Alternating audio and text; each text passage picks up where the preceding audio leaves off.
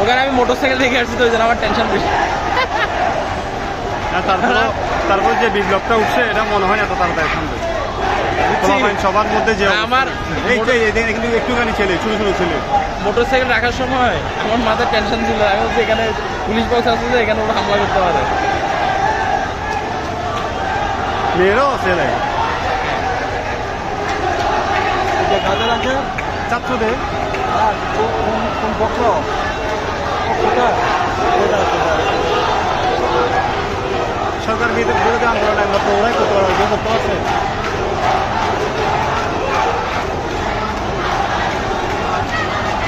মেয়েদের কি সাহস, মেয়েরা পর্যন্ত এখানে মিছিল, মেয়েদের পর্যন্ত এখানে মিছিল, ওদের কি সাহস। বিশ্ববিদ্যালয়ের ওরা